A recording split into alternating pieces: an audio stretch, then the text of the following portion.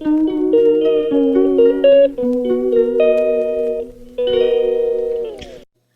Guys, কেমন আছো তোমরা সবাই? আশা করছি অনেক ভালো আছো। আমিও খুব ভালো আছি। তো অনেক দিন পর চলে এসেছি তোমাদের সাথে আরও একটা নতুন ডেইলি ব্লগ শেয়ার করতে। তো সেদিন দিনটা ছিল 15 ডিসেম্বর অ্যান্ড আমাদের বিষ্ণুপুরে পোড়ামাটির হাটে শুরু হয়ে গেছিলো পিঠেপুলি উৎসব। তো সেই পিঠেপুলি উৎসবটা আরম্ভ হয়েছিল দুপুর 3টার দিকে, কিন্তু আমি অত তাড়াতাড়ি বেরোতে পারিনি। তাই আমি পৌঁছেছিলাম পোড়ামাটির হাটে প্রায় ওই 5টা সাড়ে 5টার দিকে। তো সবাই জানোই যে শীতকালে বিষ্ণুপুর কতটা জমজমাট থাকে, কোথাও না কোথাও কোনো না কোনো মেলা চলতেই থাকে। তো আজ ছিল 15ই ডিসেম্বর এবং আমরা চলে এসেছিলাম পোড়ামাটির হাটে সেই পিঠে পুলির উৎসবে পিঠে কোনো না কিছু কিছু পিঠের স্বাদ নিতে। তো আমাদের আস্তে আস্তে অনেকটাই দেরি হয়ে গেছিলো, তাই প্রায় সবই পিঠের দোকান উঠে গিয়েছিলো। তো আমিও অনেক এক্সাইটমেন্ট নিয়ে যাচ্ছিলাম, ভেবেছিলাম অনেক ধরনের পিঠে ট্রাই করব, কিন্তু গিয়ে দেখলাম প্রচুরই ভিড় আছে, কারণ সেখানে আরও অনেক ধরনের প্রোগ্রাম হচ্ছিলো। কিন্তু আমি গিয়ে কোনো কিছু পিঠেই খেতে পারিনি। তো চলো তোমাদের সাথে সেটা শেয়ার করছি। তো এই যে পোড়ামাটির হাটে ঢুকেই দেখতে পাচ্ছ কত ভিড় চারিদিকে। তো তখনও অনেক লোকজন ছিল পোড়ামাটির হাটের এই মেলা দেখার জন্য, কিন্তু প্রায় সব স্টলেই পিঠে একদম শেষের পথে ছিল।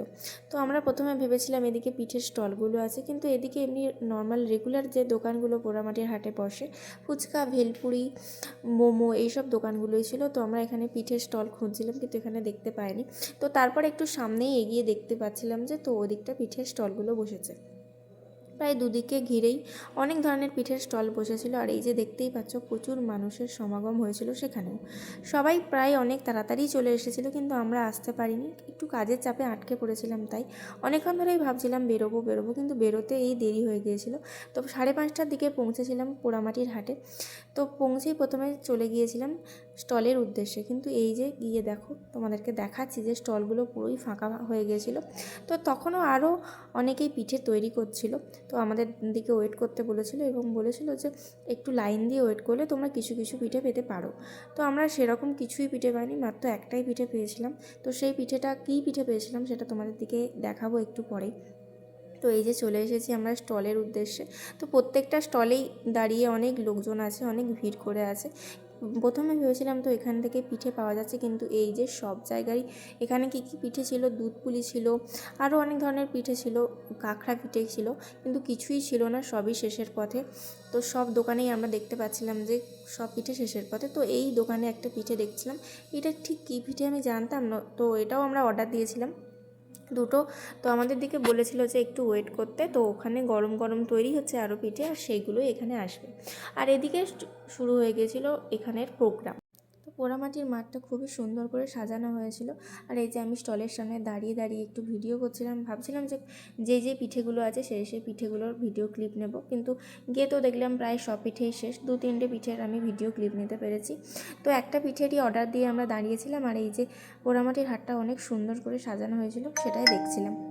আর সাথে চলছিল সামনের স্টেজে একটি প্রোগ্রাম। তো এখানে ওই লোকগীতি বা কিছু মানুষজন ছিল, তারাই গান বাজনা করছিল। তো অনেকেই দাঁড়িয়ে সেখানে দেখছিল এই প্রোগ্রামটা, কিন্তু আমরা খুব একটা বেশি দেখিনি। তো তারপর এতক্ষণ ওয়েট করার পর এই যে আমরা পিঠেটা পেয়ে গেছি। তো এই পিঠাটার নাম ছিল গড়গড়া পিঠা। আর এই পিঠাটা অনেকটাই সফট ছিল, আর এই পিঠেটার ভেতরে ছিল নলেন গুড়। তো ভেতরটা নলেন গুড় ছিল, আর ওপরটা এরকম নর্মালি সাদাই ছিল, কিন্তু পিঠেটা খেতে খুব সুস্বাদু ছিল আর অনেক সফটও ছিল।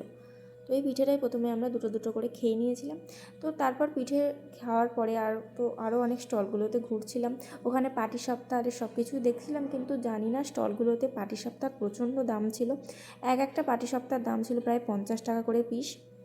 আর একদম শেষের পথে তো অনেক লোকজনের ভিড়ও ছিল, তাই খুব একটা ভালো পিঠা আমি কোথাও দেখছিলাম না। সবাই খুব তাড়াহুড়া করে ওই পিঠাগুলো করছিল, বানাচ্ছিল, এত লোকের ভিড় ছিল, তাই সেরকম ভালো কোনো পিঠে ছিল না। তো তাই আমরা ওইসব পিঠে না খেয়ে ওখান থেকে বেরিয়ে চলে এসেছিলাম।